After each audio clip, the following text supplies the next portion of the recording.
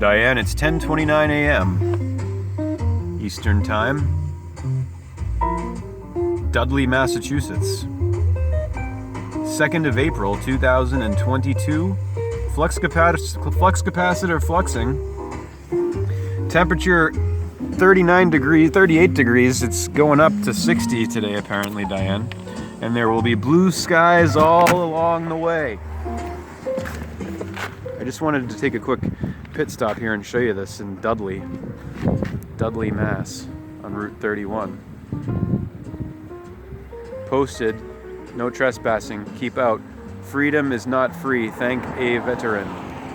Freedom's not free, huh? Posted, no trespassing, keep out. I thought freedom was free, by definition. Oh wait, that's right, because we're in 1984 and freedom is slavery and ignorance is truth and war is peace. Oh, okay, I get it. Oh, right, 2 + 2 is 5, not 4. Oh, okay, I get it now.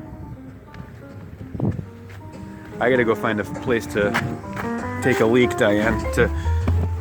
And they call leaks mirrors in Kurt Vonnegut world.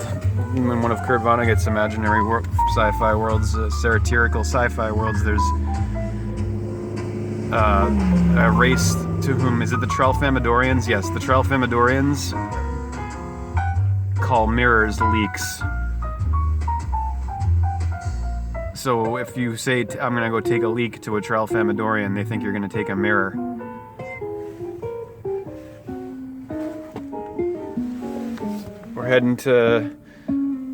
We're eventually today gonna get to a bookstore to get a copy of The Wizard of Oz to read from cover to cover. You got it, I'm gonna do it, Diane. Dana, DNA, Danny, Scully. And what else am I gonna do? I'm gonna shine on like the crazy diamond that I am. And I will read right now before I go find a place to use the restroom somewhere, hopefully soon. I'm going to do a little bit of divination from Walking by Thoreau.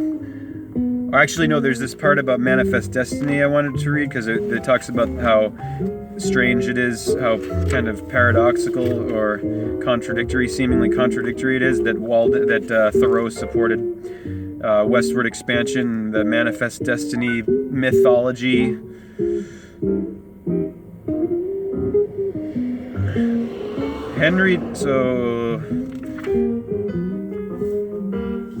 So it says Walking, conceived in the aftermath. This is from Walking by Thoreau. It's talking about how odd it is that he embraced Manifest Destiny.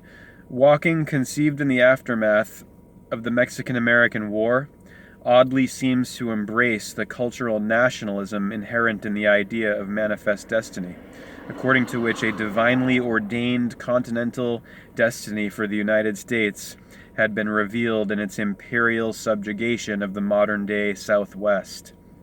When I go out of the house for a walk, Thoreau writes, a subtle magnetism in nature, quote-unquote, points west. Quote, eastward I go only by force, but westward I go free. Less than a half-century later, Frederick Jackson Turner, in his influential essay, The Significance of the Frontier in American History, would argue that the meeting of Western European civilization with the quote-unquote emptiness of Western landscapes provided the exceptional set of conditions that produced American democracy.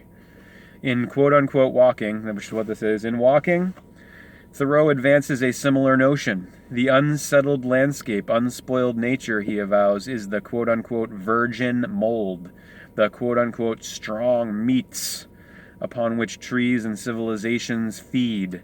Thoreau's embrace of manifest destiny is puzzling, given the degree to which the Mexican War and the Fugitive Slave Act had radicalized the transcendentalists, which Thoreau was one of, a transcendentalist, a transcendentalist. As he wrote in Civil Disobedience, when a sixth of the population of a nation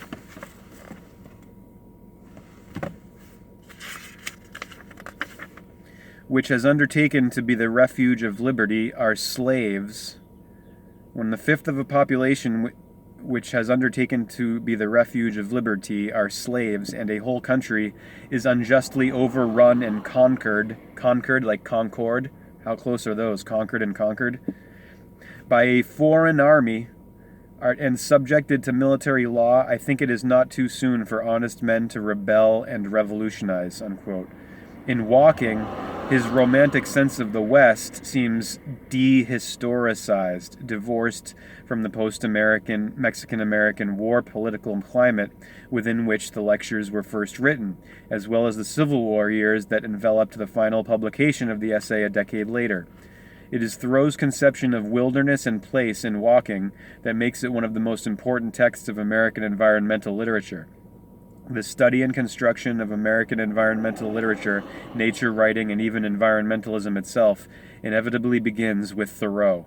Some scholars of environmental literature have posited that Thoreau, particularly in Walking, can be counted as among the first quote-unquote biocentric or quote-unquote ecocentric writers, one who asserted the value of the natural world for its own sake rather than its impact upon human culture.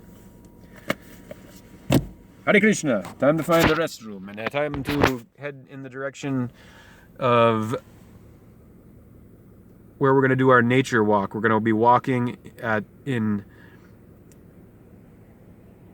the Rock House Reservation. Hare Krishna, aloha, namaste, hallelujah. Aloha, aloha, ha ha ha, abracadabra. I create what I say, Abraxas.